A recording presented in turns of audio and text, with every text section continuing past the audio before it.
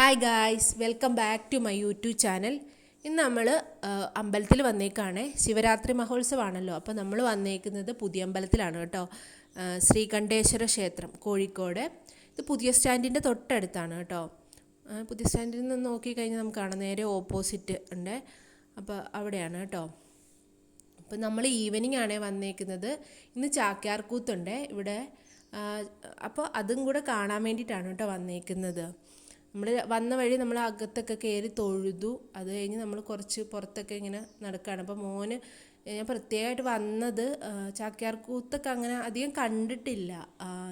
ഞാനാണേലും ചെറുപ്പത്തിലേക്ക് അധികം കുറച്ച് കണ്ടിട്ടേ ഉള്ളൂ, പിന്നെ അങ്ങനെ കണ്ടിട്ടില്ല. മോനാണേലും കണ്ടിട്ടില്ല. അപ്പോൾ അതുകൊണ്ടാണ് കേട്ടോ നമ്മൾ മോനെ ഒന്ന് കാണിക്കാൻ വേണ്ടി വന്നതാണേ. അക്ഷരമാലാക്രമത്തിലാവും. ആ നാവും പേര്, ഈ നാവും പേര്, ഈ നാവും പേര് അല്ലേ. ഇനിയിപ്പൊ കലികാലത്തിങ്കൽ പേരിന്റെ അവസ്ഥ പറയാതിരിക്കുക ഭേദം. അങ്ങനെയുള്ള ഈ കലികാലത്തിങ്കൽ ഇവിടെ ആര് രക്ഷിക്കട്ടെ എന്നാണ് പറഞ്ഞത്. എന്നാണെങ്കിൽ ചന്ദ്രചൂട വാപ്പായാൽ അവണ്ണമെല്ലാം ഭരിക്കുന്ന ചന്ദ്രചൂടൻ. ആരാ ഈ ചന്ദ്രചൂടൻ എന്നാണെങ്കിൽ ലോകനായകനായി തീർന്നിരിക്കുന്ന, പാർവതി വല്ലഭനായി തീർന്നിരിക്കുന്ന, ഗംഗാധരനായി തീർന്നിരിക്കുന്ന, കൈലാസനാഥനായി തീർന്നിരിക്കുന്ന, ശ്രീകണ്ഠേശ്വരത്തപ്പനായി തീർന്നിരിക്കുന്ന സാക്ഷാൽ ശ്രീപരമേശ്വരനെ തന്നെയാണ് ഇവിടെ ഭഗവാന്മാരുടെ രക്ഷക്കായി കൊണ്ട് കൽപ്പിച്ചിട്ടുള്ളത്. ആയത് ഹേതുവായിട്ട് അവസ്ഥാഭേദവും കൂടി കൽപ്പിച്ചിട്ടുണ്ടായിരുന്നുവെങ്കിൽ ഉപാസനയ്ക്ക് ശക്തി.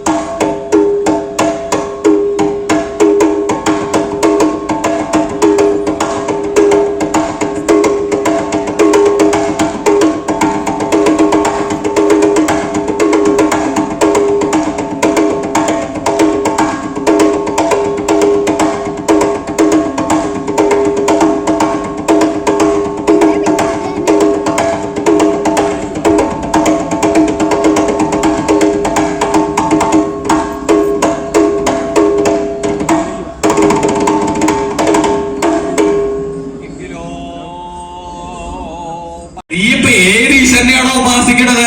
ഇത്രയും കാലം നീ ഏരീശ്വരന്റെ പിന്നാലെയായിരുന്നു കൃഷ്ണൻ. അവൻ എത്ര ഭാര്യമാരായിരുന്നടാ, എത്ര ഭാര്യമാരെ കൊണ്ടു നടന്നവരാണ് ആ കള്ള കൃഷ്ണൻ.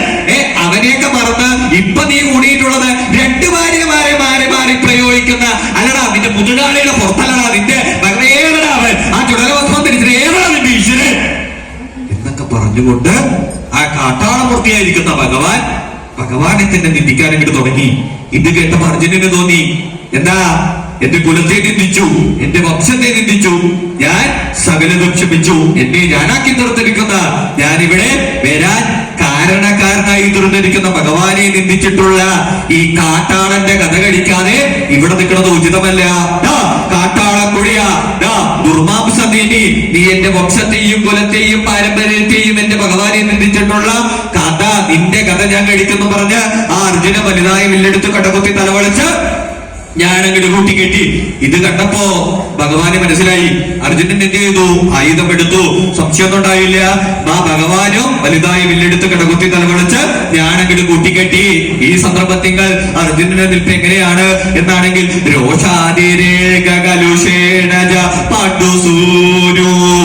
ആ പാണ്ഡുപുത്രനായി തുറന്നിരിക്കുന്ന അനുജന് രോഷഹൃദയനായി കലുഷത ഹൃദയനായി കൊണ്ട് ആ പിരികപ്പൊടികൾ എടുത്ത് കട്ടുകൾ കലങ്ങി കൊടുത്ത് ആ കുലത്തെ നിന്ദിച്ച, വംശത്തെ നിന്ദിച്ച, പാരമ്പര്യത്തെ നിന്ദിച്ചിട്ടുള്ള ആ കാട്ടാളന്റെ കഥ കഴിക്കാനുള്ള ഭാവത്താണ് അർജുനന്റെ നിൽപ്പ്. മറുപക്ഷത്ത് ഭഗവാന്റെ നിൽപ്പ് എങ്ങനെയാണ് എന്നാണെങ്കിൽ ആ കിരാതമൂർത്തിയായിരിക്കുന്ന ഭഗവാൻ കാരുണ്യ ഹൃദയനായി തീർന്നുകൊണ്ട് അവൻ എന്റെ ഉണ്ണി അർജുനനാണ്. അവൻ ഞാനെന്നറിയാതെയാണ് ഈ പ്രയോഗം നടത്തുന്നത്. അവന് എന്റെ വലിയ ശക്തി ചെറിയ ശക്തി ശക്തിയായിട്ട് ഭവിക്കാൻ പാടൂ എന്നുള്ള ആഗ്രഹത്തോടുകൂടി കാരുണ്യ ഹൃദയനായി തീർന്നുകൊണ്ട്, അതാണല്ലോ ഭഗവാന്റെ അവതാര ലക്ഷ്യം എന്ന് വെച്ച് കഴിഞ്ഞാൽ നിരവധി അനവധി അവതാരങ്ങൾ എടുത്തിട്ടുണ്ടെങ്കിലും ലോകനായകനായി തീർന്ന് ത്രൈലോക്യനാഥനായി തീർന്ന് തന്റെ ഭക്തന്മാർക്ക് മുഴുവൻ ആനന്ദത്തെ ഉളവാക്കി തീർക്കുന്നവനാണ് ആശാൻ. ഗുരു കൂടിയാണ് ആര്? ശ്രീപരമേശ്വരൻ. അങ്ങനെയുള്ള ഭഗവാൻ സ്വാമി ശ്രീപരമേശ്വരൻ തന്റെ പരമഭക്തനായിരിക്കുന്ന അർജുനന്റെ മനസ്സിലുള്ള ഗർവിനെ ഇല്ലാതാക്കി തീർത്ത് പാശുപതാസ്ത്രം കൊടുക്കാം എന്നുള്ള ആഗ്രഹത്തോടുകൂടി ഭഗവാൻ സ്വാമി ശ്രീപരമേശ്വരൻ കിരാതവേഷത്തെ ധരിച്ച് പാർവതി ദേവി കൈരാതി വേഷധാരിണിയായി തീർന്ന് അർജുനന്റെ അടുത്ത് ചെന്ന് യുദ്ധത്തെ ആരംഭിക്കാനായിക്കൊണ്ട് ആയവിടെ വർദ്ധിപ്പൂതം ചെയ്തു. അപ്രകാരമെല്ലാം ഇരിക്കുന്ന ഭഗവാൻ സ്വാമി ശ്രീപരമേശ്വരൻ ഭഗവാന്മാരെ രക്ഷിക്കട്ടെ.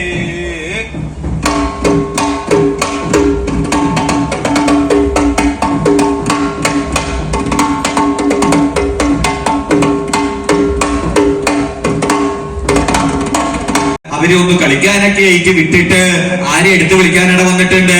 ഭാര്യയെ അടുത്ത് വിളിക്കാൻ ഇട വന്നിട്ടുണ്ട്. ദേവി, പാർവതി, ഇവിടെ വരൂ. എന്താ ഉണ്ണികളൊക്കെ കളിക്കാൻ വേണ്ടി പോയി, അടുത്തേക്ക് വരൂ, ഒരുമിച്ചിരിക്കാം. അതങ്ങനെ തന്നെയാണ് അല്ലേ? വിവാഹമൊക്കെ കഴിഞ്ഞ് കുട്ടികളൊക്കെ ആയി കഴിഞ്ഞാൽ, കുട്ടികളൊക്കെ ഒന്ന് കളിക്കാൻ പോയി കഴിഞ്ഞാൽ ഭർത്താവിനൊന്ന് തോന്നും ഭാര്യയുടെ അടുത്തേക്ക് ഇരിക്കണം എന്നുള്ളത്. അങ്ങനെ പ്രഭാതത്തിങ്കൽ തന്റെ പ്രിയതമയായിരിക്കുന്ന ഭാര്യ സമേതം കൈലാസത്തിരിക്കുന്ന സന്ദർഭത്തിങ്കലാണ് ആരുടെ വരവ്? നാരദന്റെ വരവ്.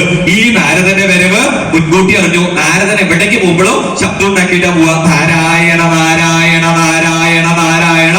ഇത് കേട്ടപ്പോ തന്നെ ഭഗവാൻ പറഞ്ഞു, ദേവി ഒന്നങ്ങോട്ട് മാറിയിരുന്നോളൂ എന്ന് പറഞ്ഞു. അതെന്തിനാ ഈ മാറ്റിയിരുത്തുന്നത്? ഭർത്താവിന്റെ അടുത്ത് ഭാര്യ ഇരിക്കുമ്പോ നാരദൻ വരുമ്പോ മാറ്റിയിരുത്തുന്നതാണെങ്കിൽ വരുന്നത് നിസ്സാരക്കാരനല്ല, നാരദന. ഭഗവാൻ അറിയാം ഈ പ്രഭാതത്തിങ്കൽ നാരദൻ വന്ന് രണ്ടാളി ഒരുമിച്ച് കണ്ടു കഴിഞ്ഞാൽ, നാരദൻ താഴ്ത്തിക്കിറങ്ങി കഴിഞ്ഞാൽ എന്താ പറയാ? അതേ ഞാനേ ഇന്ന് രാവിലെ ഒന്ന് കൈലാസത്തിൽ ചെന്നു, ഭഗവാനെ കാണാൻ വേണ്ടി പോയതാ.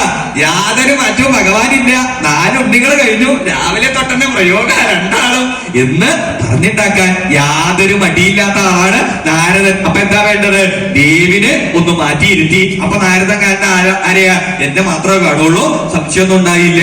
അങ്ങനെ നാരദന്റെ മുഖത്തിങ്കിൽ നിന്നോ അർജുനന്റെ തപോ വൈഭവത്തെ ആര് കേട്ടു? സാക്ഷാൽ ഭഗവാൻ കേട്ടു. ഭഗവാൻ ഒന്നും അറിയാത്ത ആളല്ല. കേൾക്കേണ്ട താമസം. നാരദ, നാരദ, ഇനി ഇവിടെ കിടന്ന് മരിക്കണ്ട, താൻ എന്നോളൂ. നാരദനെ മടക്കി അയച്ചു. ഇതാര് കേട്ടു? പിന്നിൽ നിന്ന് കൊണ്ടിരിക്കുന്ന ദേവി കേട്ടു. ഇത് അർജുനന്റെ തപോവൃത്താന്തത്തെ കേട്ടപ്പോ ദേവിക്ക് പരിഭ്രമമായി.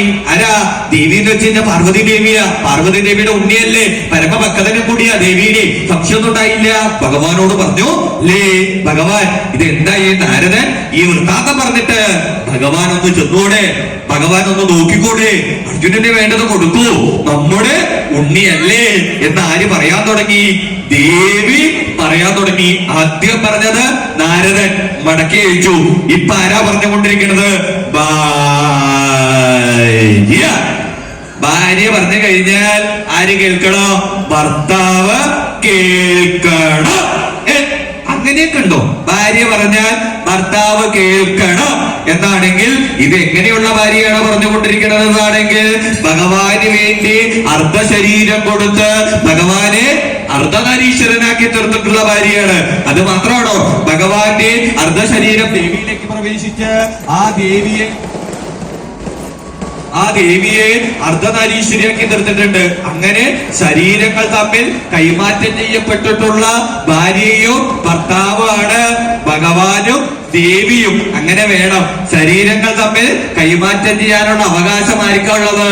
ഭാര്യയ്ക്കും ഭർത്താവിന് മാത്രമുള്ളൂ. അത് മാത്രമാണോ ദേവിയുടെ പ്രത്യേകത? അത് മാത്രമല്ല, ദേവി എങ്ങനെയുള്ളവളാണ് എന്നാണെങ്കിൽ നിഗാമ പ്രേമ രൂപിണിയാണ്. എന്താ ഈ നിഗാമ പ്രേമ രൂപിണി? അതേതാ? വിളിക്കണ വിളിയൊക്കെ കേട്ട് കഴിഞ്ഞാൽ എന്തൊരു സ്നേഹം അറിയണം. എവിടെന്നാ ഈ സ്നേഹം വരുന്നത്? എന്താ ഭർത്താവിനോടൊരു സ്നേഹം എന്നൊക്കെ തോന്നും. ഇതൊക്കെ ആദ്യത്തെ മാസം കുറച്ചുള്ളൂ കേട്ടോ. ഈ ഏട്ടാന്നൊക്കെ നീട്ടി വിളി ഒരു 3 കഴിഞ്ഞ് അകത്ത് വല്ല അവകാശം കിട്ടീന്ന് അങ്ങോട്ട് അറിഞ്ഞു കഴിഞ്ഞാ പിന്നെ ഈ ഏട്ടാ വിളിച്ച നാവ് കൊണ്ട് ഇവിടെ വരാനല്ലേ പറഞ്ഞത്? ഞാൻ എത്ര നേരെ ഇവിടെ നിൽക്കണോ, എനിക്ക് ഭക്ഷണം കൊണ്ടുവരിക അല്ലേ? ഏറ്റാന്ന് വിളിച്ച നാവ് കൊണ്ട് ഏറ്റേന്ന് പോലും വിളിക്കുന്ന കാലഘട്ടമായി തീർന്നിട്ടുണ്ട്. ഇവിടെ അങ്ങനെയല്ല, ദേവി ഒരു കൂട്ടം ശബ്ദമൊക്കെ ഉണ്ടാക്കി വിളിക്കും. ആ സംസാരം തന്നെ ഒരു സംസ്കാരമാണ്. എന്താ കാരണം? സ്വതവേ സ്ത്രീകള് മിണ്ടുന്നത് തന്നെ ഒരു സംസ്കാരത്തോടു കൂടിയാ. എന്താ? ഉള്ളിന്റെ ഉള്ളില് മിണ്ടുന്ന ആളോട്, പ്രത്യേകിച്ച് ഭർത്താവൊക്കെ ആണെങ്കിൽ ഒരു ബഹുമാനം ഉള്ളിലുണ്ടാവും. അതുപോലെ തന്നെ ഒരു ഭയം ഉണ്ടാവും, ഒരു ഭക്തി ഉണ്ടാവും. ഭയ, ഭക്തി, ബഹുമാനത്തോടു കൂടിയാണ് ഭാര്യ ഭർത്താവിന്റെ അടുത്ത് മിണ്ടുക. അങ്ങനെയാണ് ദേവി മിണ്ടുന്നത് തന്നെ. അങ്ങനെയുള്ള ആ വസ്ത്രാലങ്കാരം കൊണ്ടും കേശാലങ്കാരം കൊണ്ടും മാത്രമല്ല, ആ നാരീ ഗുണങ്ങൾ, സുകുമാരത, കാന്തി, ശ്രീമത്ത, ആ കണ്ണുകൾ കണ്ടു കഴിഞ്ഞാൽ ദേവിയുടെ കൗതുകം കേമായിട്ടുള്ളതാ. ആ കവിൾത്തടങ്ങൾ കണ്ടു കഴിഞ്ഞാൽ ആവും, എന്താ കവിൾത്തടം നോക്കൂ, യഥാർത്ഥ സൗന്ദര്യം. ഇതിപ്പോ യഥാർത്ഥ സൗന്ദര്യം ഒന്നും അല്ലാട്ടോ, ആ കവിൾത്തടം കണ്ടാൽ തന്നെ അറിയാം. ഇതിന്റെ ഇപ്പൊ യഥാർത്ഥ സൗന്ദര്യം അറിയണമെങ്കിൽ കുറച്ച് വെള്ളം കൊണ്ടുപോയിട്ട് ഒന്ന് തെളിച്ചാലാണ് ഇന്നത്തെ ഇപ്പോ കവിളിപ്പോ യഥാർത്ഥമാണോ എന്ന് മനസ്സിലാവുള്ളൂ. അത്രയ്ക്കധികം പിടിപ്പിച്ചിട്ടാണ് ഓരോരുത്തരും നടക്കുന്നത്. ഇവിടെ അങ്ങനെയല്ല, ആ കവിൾത്തടങ്ങൾ കണ്ടു കഴിഞ്ഞാൽ യഥാർത്ഥ സൗന്ദര്യം പറയാതെ വയ്യാട്ടോ. ഇന്ന് കുറച്ച് കുറഞ്ഞു പോയിട്ടുണ്ട്, നാല് തരക്കേടൊന്നുമില്ല. യഥാർത്ഥത്തിൽ തന്നെ ഇന്ന് കുറച്ചങ്ങോട്ട് തേച്ചിട്ടുള്ളൂ. ഇല്ലെങ്കിൽ സാധാരണ ഇവിടെയൊക്കെ നന്നായി പിടിപ്പിക്കാറുണ്ട്. ഇവിടെ അങ്ങനെയല്ല, ആ കവിൾത്തടങ്ങൾ കണ്ടു കഴിഞ്ഞാൽ അറിയാം. അതുപോലെ തന്നെ ഏറ്റവും പ്രത്യേകതയാണ് സ്ത്രീകളുടെ ചുണ്ടുകള്. എന്താ? തുണ്ടിപ്പഴം കണക്ക് തുടുത്തു നിൽക്കുക എന്നൊക്കെ പറയും. ഇന്നിപ്പോ ആരുടെയെങ്കിലും ചുണ്ട് തുടുത്തിട്ടുണ്ടോ? ഓരോന്നിനും നിപ്പ് കണ്ടാ അറിയാം, ചൊപ്പിച്ചിട്ടാ നിൽക്കുന്നത് അല്ലേ? ഇന്നിപ്പോ ചുണ്ടുകൾ എന്ന് വെച്ച് കഴിഞ്ഞാൽ കാര്യമായിട്ട് തേച്ചങ്ങോട്ട് പിടിപ്പിക്കും. ഇരിപ്പൊക്കെ കണ്ടു കഴിഞ്ഞാൽ എന്താ അതിന്റെയൊക്കെ ചൊമ്പ് നോക്കൂ. എത്ര നേരം പ്രയോഗിച്ചിട്ട് അപ്പൊ എങ്ങനെ എത്തിയിട്ടെന്നറിയോ? യഥാർത്ഥത്തിൽ അങ്ങനെ ചൊപ്പിച്ച ചുണ്ടുകളല്ല, ചുണ്ടുകൾ തുടുത്തിട്ടുള്ള ചുണ്ടുകളാണ് യഥാർത്ഥത്തിൽ വേണ്ടത്. സംശയം ഉണ്ടായില്ല. അങ്ങനെയുള്ള ആ ചുണ്ടുകളെ കൊണ്ട്, കവിൾത്തടങ്ങളെ കൊണ്ട്, നെറ്റിത്തടങ്ങളെ കൊണ്ട്, ചെവികളെ കൊണ്ട് സ്ത്രീ സൗന്ദര്യം എന്നൊക്കെ പറയും. അങ്ങനെയുള്ള സ്ത്രീ സൗന്ദര്യത്തിന്റെ മുഴുവൻ വിളഭൂമിയാണ് ആര്? ദേവി. സ്ത്രീജന്മം, പുണ്യജന്മം എന്നൊക്കെ വേണമെങ്കിൽ വിശേഷിപ്പിക്കാം. യഥാർത്ഥത്തിൽ അങ്ങനെ തന്നെയാണ്. സ്ത്രീജന്മം പുണ്യജന്മമാണ്, അല്ലാതെ ഇതിനകത്ത് കാണുന്ന പുണ്യജന്മം അല്ലാട്ടോ. ഇതിനകത്തൊരു സാധനമുണ്ട്, സ്ത്രീജന്മം, പുണ്യജന്മം. അതിലൊരു പുണ്യപ്രവൃത്തി സ്ത്രീകളെ കുറിച്ച് പറയുന്നില്ല. ഇവിടെ അങ്ങനെയല്ല, സ്ത്രീജന്മ പുണ്യജന്മ. അത് മാത്രമാണോ? അത് മാത്രമല്ല, നാരി ദർശനം പുണ്യമെന്നാണ്. സ്ത്രീകളെ ദർശിക്കുന്നത് തന്നെ ഏറ്റവും പുണ്യമായിട്ടുള്ള കാര്യ. സ്ത്രീകളെ സ്പർശിക്കുന്നതോ അത് പാപമാണ്. ഇന്നിപ്പോ അങ്ങനെയൊന്നും ഇല്ലാട്ടോ. ഇന്നിപ്പോ സ്പർശിക്കുന്നത് പാപമോശമായിട്ടാ ഓരോരുത്തരും കാണുന്നത്. കേട്ടിട്ടില്ലേ? സ്ത്രീകളെ തൊട്ടു, സ്ത്രീകളെ തട്ടി, സ്ത്രീകളെ മുട്ടി, സ്ത്രീകളെ പിടിച്ചു, സ്ത്രീകളെ പീഡിപ്പിച്ചു എന്നൊക്കെ പറഞ്ഞു കഴിഞ്ഞാൽ അതൊരു പുണ്യപ്രവൃത്തിയാണ്. യഥാർത്ഥത്തിൽ നാരി ദർശനം പുണ്യം. അവരെ സ്പർശിക്കുന്നത് പാപമാണ്. സ്ത്രീകളെ നന്നായിട്ട് നോക്കാം, സ്ത്രീകളെ നന്നായിട്ട് ആസ്വദിക്കാം. സ്ത്രീ ദർശനം പുണ്യാണ്. അങ്ങനെ സ്ത്രീജന്മം പുണ്യജന്മമായി തീർന്നിരിക്കുന്ന സ്ത്രീ സൗന്ദര്യത്തിന്റെ മുഴുവൻ വിളഭൂമിയാണ് ആര്? പാർവതി ദേവി. അത് മാത്രമാണോ? അത് മാത്രമല്ല, ഭഗവാൻ ശ്രീ പരമേശ്വരൻ എന്ത് ചെയ്തു? പാലാഴി മന്ത്രം ചെയ്യുന്ന സന്ദർഭത്തിൽ കാളകൂട വിഷം ഉള്ളിൽ ചെല്ലാൻ ഇടവന്നു. അപ്പോ ഭാര്യ എന്താ പറഞ്ഞത്? എടോ, കുടിച്ചിട്ട് പോയി കഴിഞ്ഞാൽ ഭാര്യ എന്താ പറയുക? വിഷം കുടിച്ചിട്ട് വന്നു കഴിഞ്ഞാല് ഭാര്യ അപ്പൊ തന്നെ പറയും, ഈ വിദ്വാനോട് ഞാൻ പറഞ്ഞതാ കുടിച്ചിട്ട് ഈ വീട്ടിൽ കയറരുത്. ഇവിടെ എന്താ പറഞ്ഞത്? ഭഗവാൻ കുടിച്ചു വന്ന സന്ദർഭത്തിങ്കൽ, ഭഗവാൻ വിഷമുള്ളിൽ ചെന്ന സന്ദർഭത്തിങ്കൽ അല്ലേ ഭഗവാനെ ഇവിടെ ഇവിടെ വരൂ എന്ന് പറഞ്ഞ് ഭഗവാനെ എടുത്ത് വിളിച്ചിരുത്തിയെന്ന് മാത്രമല്ല, ദേവി എന്ത് ചെയ്തു? ഭഗവാന്റെ ഉള്ളിലെ വിഷാംശമാണ്. കാളകൂട വിഷം പുറത്തു വന്നാൽ ലോകം നശിക്കാൻ ഇടവരും. എന്ത് ചെയ്തു? അല്ലേ ഭഗവാൻ പരിഭ്രമിക്കേണ്ട ആവശ്യമില്ല. എന്ത് ചെയ്തു ദേവി എന്നാണെങ്കിൽ സകല സ്ത്രീകളെയും ഭഗവാന്റെ ഭാര്യമാരാക്കി തീർത്തു. ഒരു രാത്രി സന്ദർഭത്തിൽ ഭാര്യ പറയോ? അങ്ങനെയൊക്കെ പറഞ്ഞാൽ സൗകര്യമായില്ലേ? രാത്രി വീട്ടിൽ ചെല്ലുമ്പോ ഭാര്യ പറയാ, ഭർത്താവ് അതെ ഇന്ന് രാത്രി എല്ലാ സ്ത്രീകളും ഭാര്യ കേട്ടോ. നല്ല കഥ. ഒരുമിച്ച് നടക്കുമ്പോൾ തന്നെ ഭർത്താവിന്റെ തല ഒന്നങ്ങോട്ട് തിരിഞ്ഞാൽ തന്നെ എപ്പോഴൊക്കെ ആ വായ നോക്കിട്ട് ഒന്നങ്ങോട്ട് കുടിക്കുന്ന ഭാര്യമാരുള്ള കാലഘട്ടം. ഇവിടെ അങ്ങനെയല്ല. ഭഗവാന് വേണ്ടി സകല സ്ത്രീകളെയും ഭഗവാന്റെ നാരികളാക്കി തീർത്ത് ശിവമന്ത്രങ്ങൾ ധ്വനികളെ ഉച്ചരിച്ചുകൊണ്ട് ശിവരാത്രി പോലും സൃഷ്ടിച്ചിട്ടുള്ള ദേവിയാണ് പാർവതി. അങ്ങനെയുള്ള ഭാര്യ പറയുമ്പോ ആർക്കനുസരിക്കാതിരിക്കാൻ പറ്റില്ല? ഇനി ഭഗവാന് അനുസരിക്കാതിരിക്കാൻ പറ്റില്ല അല്ലേ? ദേവി ഞാൻ പുറപ്പെടാം എന്നായി. അപ്പളാ ഭഗവാൻ ആലോചിച്ചു, ഞാൻ ഈ രൂപത്തിൽ വേണ്ട, അർജുനൻ ഞാനെന്നറിയരുത് എന്ന് തീരുമാനിച്ച് നിമിഷ നേരം കൊണ്ട് ഭഗവാൻ എന്ത് ചെയ്തു? ഒന്ന് രൂപം ഒന്ന് തിരിഞ്ഞു നോക്കുമ്പോ കാണുന്ന കാഴ്ച എന്താ? ദാ, ഏതാ ഈ കാട്ടാളൻ? ദാ, കൊള്ളരാത്തവന്, നീ എവിടേക്കാ ഈ നടന്നു പോണത്? നീ എവിടെന്നാ ഈ ചാടി വന്നത്? ഏതാ നീ? ദേവി നോക്കുമ്പോ കാണുന്ന കാഴ്ച എന്താ? ഭർത്താവ് നിന്ന സ്ഥലത്ത് ഒരു കാട്ടാളൻ. ദേഷ്യം വരില്ലേ, കോപം വരില്ലേ? ദേവി അങ്ങോട്ട് ശകാരിക്കാൻ തുടങ്ങി. എന്താ കാണുന്നത്? തന്റെ ഭർത്താവ് നിന്ന സ്ഥലത്ത് ഒരു കാട്ടാളനെയാ കാണുന്നത്. ഇന്നത്തെ കാലത്താണെങ്കിൽ ഭാര്യയ്ക്ക് ചില ഭാര്യമാർക്ക് ദേഷ്യമൊന്നും വരില്ല കേട്ടോ.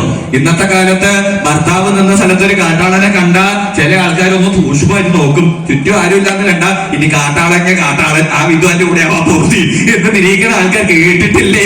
കാട്ടാളന്റെ കൂടെ വരെ ഒളിച്ചോടി പോയിട്ടുള്ള ഭാര്യമാരുള്ള കാലഘട്ടം. അതൊന്നും പറഞ്ഞിട്ട് കാര്യമില്ല. ഇവിടെ അങ്ങനെയല്ല. കോപം ഇവിടെ ജ്വലിക്കാൻ ഇങ്ങോട്ട് തുടങ്ങി. ഭഗവാന് മനസ്സിലായി എന്റെ ഭാര്യയ്ക്ക് എന്നെ മനസ്സിലായിട്ടില്ല. കേശാദിപാദം കണ്ടതാ ഭാര്യ. എന്തായാലും ദേവിയോടൊന്ന് ബോധ്യപ്പെടുത്തണം എന്ന് പറഞ്ഞുകൊണ്ട് നേരെ ഭഗവാൻ അടുത്തു വന്നു. ദേവി, ഇത് കാട്ടാളനല്ല, നീ പരിഭ്രമിക്കണ്ട, ഇത് നിന്റെ ഭഗവാനാണെന്ന് പറഞ്ഞ് ആ കയ്യിലൊരു പിടുത്തട്ട് തട്ടിയതോടുകൂടി ദേവിയുടെ കോപം ശമിച്ചു. എന്തായിരുന്നു ആലോചിക്കുന്നത്? എങ്ങനെയായി? കണ്ടിട്ട് മനസ്സിലായിട്ടില്ല, മിണ്ടിയിട്ട് മനസ്സിലായില്ല. നമ്മൾ ചാക്യാർകൂത്തൊക്കെ കണ്ടു കേട്ടോ. അപ്പോഴത്തേക്ക് ക്ഷേത്രത്തിലേക്കുള്ള വരവ് വരാൻ തുടങ്ങിയേ. അപ്പോൾ അതിൽ കുറേ കുട്ടികളൊക്കെ ഇങ്ങനെ ഓരോ ശിവൻ, പാർവതി അങ്ങനെയുള്ള വേഷങ്ങളൊക്കെ കെട്ടി, പിന്നെ എന്താ ഇങ്ങനെ കുറേ ഒരുപാട് ഇതൊക്കെ ഉണ്ടായിരുന്നുണ്ട്. പിന്നെ ഒരു ആനേൻ്റെ ഒരു ഇതുണ്ടായിരുന്നു. അത് ശരിക്കും നമ്മൾ കാണുമ്പോൾ ഞാൻ ആദ്യം വിചാരിച്ച റിയലായിട്ടുള്ള ഒരു ആനയാണെന്നാണ് കേട്ടോ ഓർത്തത്. പക്ഷെ അത് നമ്മളിങ്ങനെ അടുത്തേക്ക് വന്നപ്പോഴാണ് ഞാൻ ആദ്യം ഓർത്ത് ഇങ്ങനെ എന്താ ആളുകളിങ്ങനെ അതിൻ്റെ അടുത്ത് പോയി നിൽക്കണേന്ന് വിചാരിച്ചു. പക്ഷേ അത് റിയലായിട്ടുള്ള ആനയല്ലായിരുന്നു കേട്ടോ. ഇങ്ങനെ സ്റ്റാച്ചു പോലെ അതിൻ്റെ മേളിൽ ആളുകളൊക്കെ കയറ്റി ഇരുത്തുകയൊക്കെ ചെയ്യുന്നുണ്ട്. പക്ഷെ നല്ല നല്ല രസമുണ്ട് കേട്ടോ. നമ്മൾ അടുത്ത് കണ്ടാലും അത് നമ്മൾ തൊട്ടടുത്ത് കണ്ടാൽ പോലും നമ്മളത് റിയലായിട്ടുള്ള ആനയാണെന്നേ വിചാരിക്കുള്ളൂ. അതുപോലെ അത്ര ഇതായിട്ടാണ്. ഏത് കലാകാരനാണെങ്കിലും അത് ഉണ്ടാക്കിയ സൂപ്പറായിട്ടാണ് കേട്ടോ. നമുക്ക് ഭയങ്കര കാണുമ്പോൾ തന്നെ എന്തോ ഒരു നമുക്ക് ശരിക്കും അത് റിയലായിട്ടൊരു ആനേനെ പോലെ തന്നെയുണ്ട് കേട്ടോ. അപ്പം നമ്മൾ അതൊക്കെ കണ്ടു. അങ്ങനെ നമ്മൾ പിന്നെ തിരിച്ച് പോവുകയാണ് കേട്ടോ. അപ്പം ലേറ്റായിട്ടുണ്ട്, ഒരു 9 മണിയൊക്കെ കഴിഞ്ഞിട്ടുണ്ട്. അപ്പോൾ മോന് ക്ലാസ്സിൽ പോകണമല്ലോ, പിറ്റേ ദിവസം മോന് ക്ലാസ്സിൽ പോകണം. അപ്പോൾ അവന് മോഡൽ എക്സാം നടക്കുകയാണേ. അപ്പോൾ അതുകൊണ്ട് നമ്മൾ കുറച്ച് നേരം കൂടെ നിന്ന് ഒന്ന് അവിടെ ഒത്തിരി സ്റ്റാളൊക്കെ ഉണ്ട് കേട്ടോ, കടകളൊക്കെ ഉണ്ട്.